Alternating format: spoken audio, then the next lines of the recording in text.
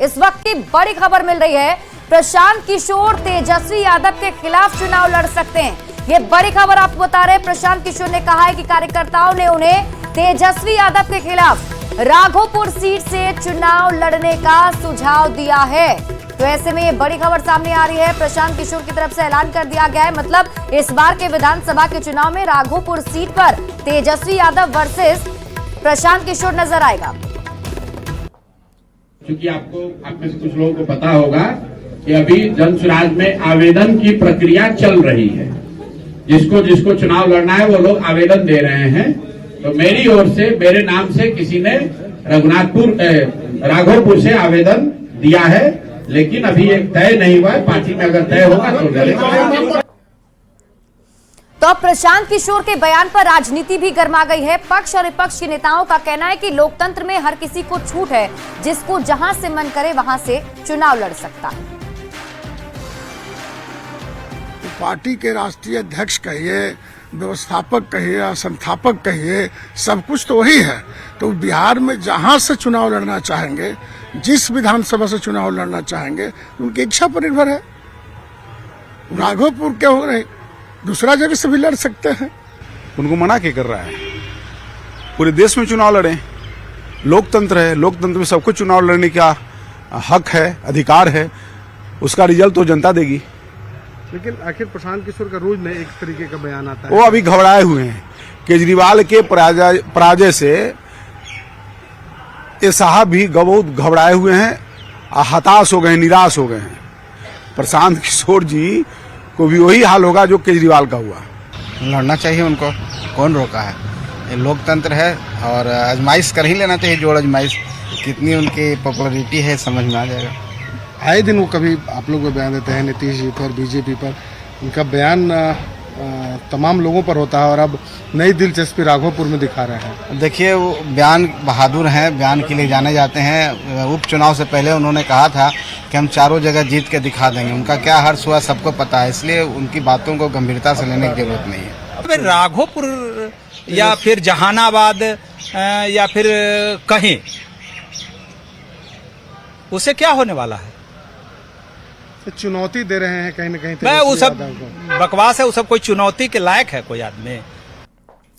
वहीं प्रशांत किशोर के राघोपुर से चुनाव लड़ने के सवाल को तेजस्वी यादव ने टाल दिया है।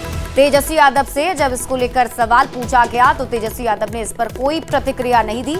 आपको बता दें कि फिलहाल राघोपुर से विधायक हैं तेजस्वी यादव और ये उनकी सीट मानी जाती रही है और यहीं से चुनौती देने के लिए उतरने वाले हैं प्रशांत किशोर।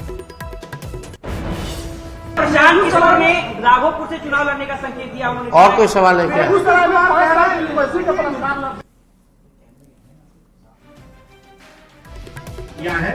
और कोई सवाल है क्या? बढ़ेंगे आगे। बिहार में शराबबंदी पर तेजस्वी यादव ने एक बड़ा बयान दिया है। तेजस्वी यादव ने कहा है कि शराबबंदी के बावजूद बिहार में जहरीली शराब से कई लोगों की जान गई और शराब के केस में गरीबों, दलितों की गिरफ्तारी होती है। तेजस्वी यादव ने कहा कि वे भी शराबबंदी के पक्ष में हैं और नशा मुक्ति से समझौता नहीं करेंगे।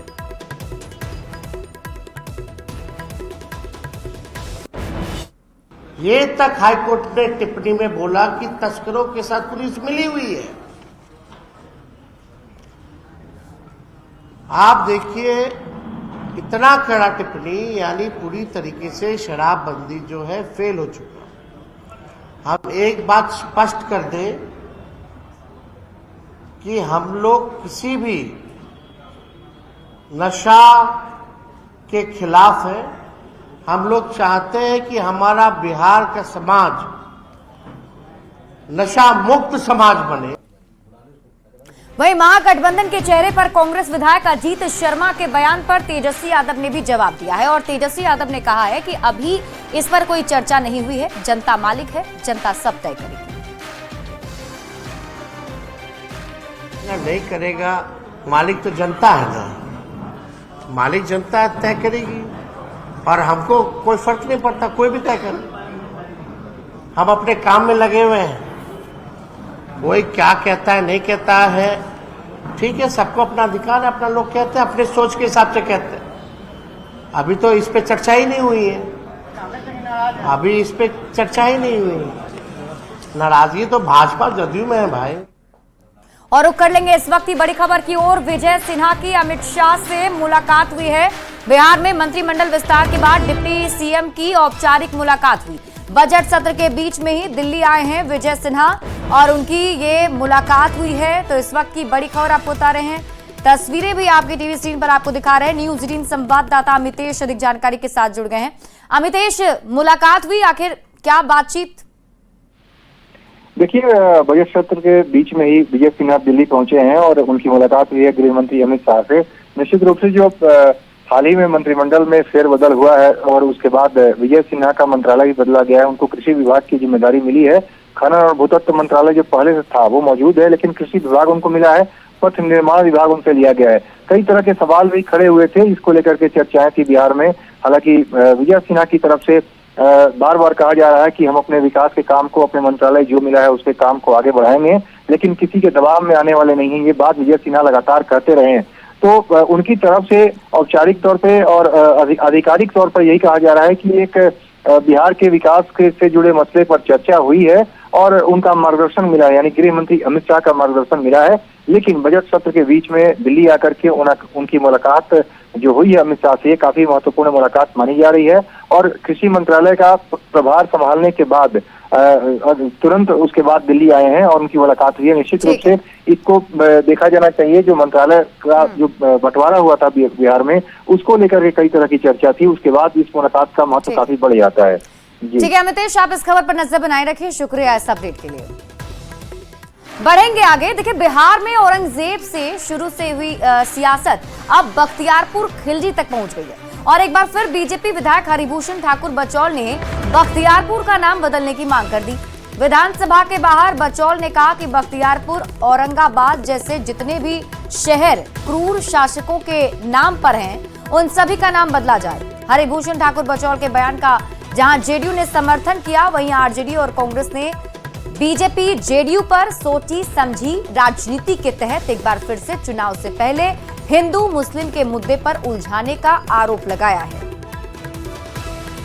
देखिए, औरंगजेब और मुगल शासक बड़े क्रूर थे, चाहे वो बख्तियारपुर नाम है, चाहे वो औरंगाबाद नाम है, रामनगर, हनुमान नगर, और बख्तियारपुर का नाम नीतीश कुमार जी विकास पुरुष के नाम पर नीतीश नगर रखा जाए, लेकिन क्रूर शासक के नाम पर जो भी हत्यारा, बलात्कारी, मंदिर तोड़ने वाला, अपने पिता को पानी के लिए तरपा करके मारने वालों के नाम पर बिहार में जो भी नाम है उसको बदलाए। शहरों का नाम बदलने को लेके मांग करना, मैं समझता हूं कि वहां की जनता जब बोले या कहे तो ना आप बदलेंगे। नाम बदलने से सीरत थोड़ी बदल जाएगी। बचौल जी के कहने से क्या होता है? कुछ नहीं होता है। ये गंगा जमुनी तहजीब को लेकर चलने वाला राज्य है, समझ गए ना। इन लोग का काम है नफरत फैलाना, हिंदू मुस्लिम के नाम पे लोगों को बांटना। देखिए, औरंगजेब के बारे में अगर कोई महिमा मंडप करे तो बहुत गलत है ये। औरंगजेब एक क्रूर शासक था भारत का, और अगर आज के समय औरंगजेब रहता तो भारत की सरकार उनको फांसी की सजा देती। और जितने भी मंदिर को उन्होंने तुड़वाने का काम किया, हिंदुओं पे अत्याचार किया, गुरु तेग बहादुर सिंह को मृत्यु दंड दिया, और उनकी क्रूरता जो अपने पिता को नहीं छोड़ा, भारतीयों को क्या छोड़ेगा। तू मैं कर रहे हैं ये लोग आपस में। राजद इस पचड़े में पड़ने वाला नहीं है। राजद बिहार की 14 करोड़ 13 करोड़ जनता की चिंता कर रहा है कि भाजपा जदयू ने मिलकर के इनको रसातल में ला दिया, पूरे देश को उधर डुबाया। बिहार को पूरी तरह खस्ता हाल है, उससे निकलना है। इन लोगों को लग रहा है कि ज्वलंत मुद्दे पर तेजस्वी यादव आगे बढ़ गए हैं, इसलिए भाजपा जदयू का गेम सेट है कि आप औरंगजेब का प्रशंसा करना, हम शिकायत करेंगे और जनता को इसी मुद्दे पर, इसी चीज पर लाके खड़ा कर देंगे। और देखिए, पिछले दिनों नेता प्रतिपक्ष तेजस्वी यादव ने बागी विधायकों के खिलाफ कार्रवाई की मांग की थी और इसके बाद से आरजेडी कांग्रेस के बागी विधायकों ने सदन की कार्यवाही से दूरी बना ली। कई ऐसे बागी विधायक हैं तो सिर्फ हाजिरी बनाकर चले जाते हैं, लेकिन सदन से दूरी के सवाल पर जब बागी विधायक सिद्धार्थ कुमार से पूछा गया तो काम और चुनावी माहौल की दलील देने लगे, जबकि बीजेपी आरजेडी ऐसे विधायकों पर कार्रवाई की मांग कर रही है।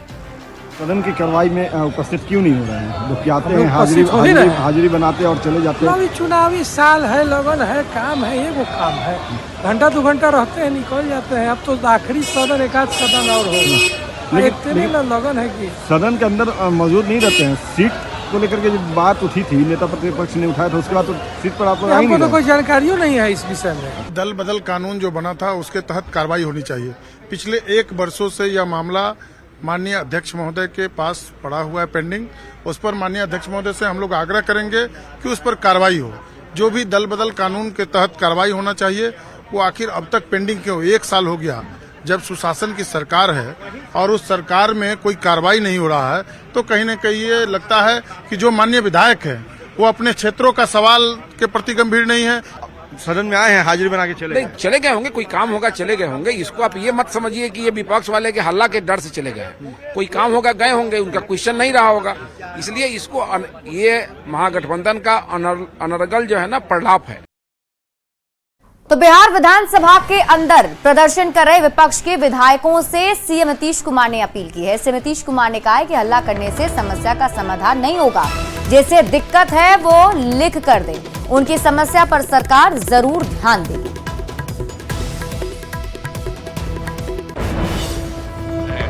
ये सुनाई नहीं पड़ता है। अगर आपको कोई समस्या है तो आप लिख करके देना दीजिए हमको। बैठ जाइए, हम उसको देखेंगे। जाके बैठिए, चलिए आप बैठ जाइए, सब करिए। काय के लिए खड़े हैं? अरे हो गया भाई, बैठिए बैठिए, बैठ जाइए।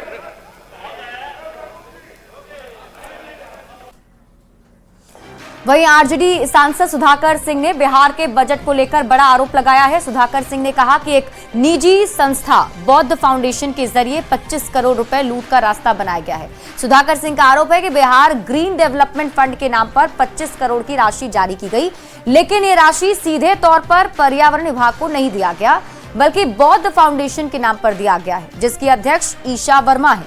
और ईशा वर्मा नीतीश कुमार के मुख्य सचिव दीपक कुमार की बेटी, प्रधान सचिव मुख्यमंत्री की बेटी है, जिनको फायदा पहुंचाने के लिए 25 करोड़ की एक योजना वित्त विभाग के जरिए ग्रीन एनर्जी के नाम पर शुरू किया जाता है, जो एक लूट का सबसे बड़ा सबूत है।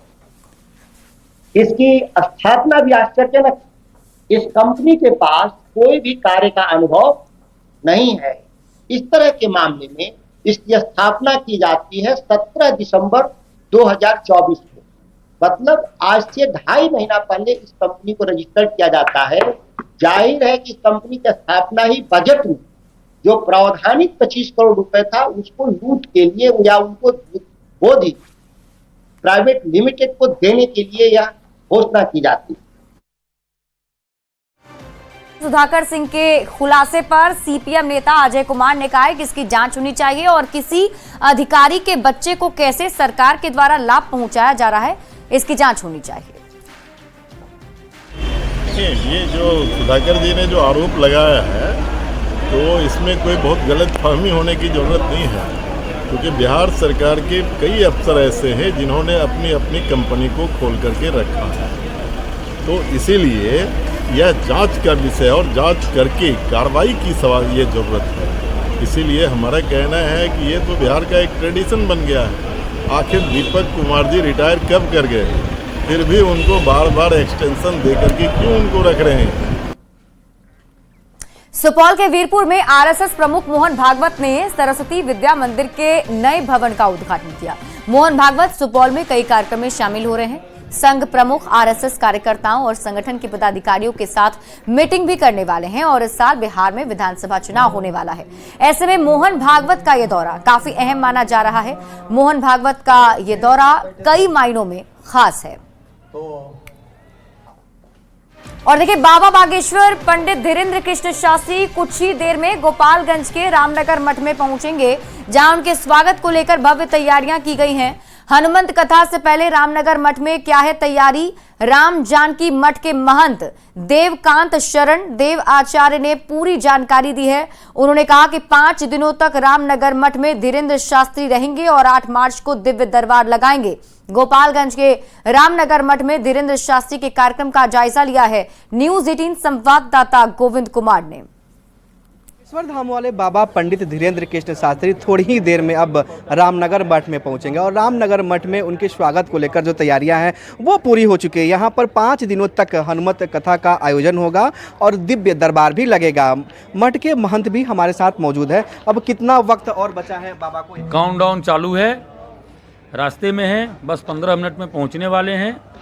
क्योंकि इस रास्ते में लोग रोक के उनके स्वागत अभिनंदन के लिए रास्ते में लोग उनको रोक रहे हैं, लेकिन फिर भी बहुत जबरदस्त व्यवस्थाओं के साथ उनको लाया जाए। मठ में भी बाबा का स्वागत होगा, तो किस तरह की तैयारियां आप लोगों ने? पूरी तैयारियां हैं, जैसा आप देख रहे हैं चारों तरफ से विशिष्ट ब्राह्मण वृंदावन से पधारे हुए हैं, जो लोग उनके स्वस्ति वाचन के साथ उनको मंदिर के दर्शन कराएंगे और स्वस्ति वाचन के साथ ही वो अपने निज भवन में प्रवेश करते हुए फिर मंच कथा स्थल पर पहुँचेंगे।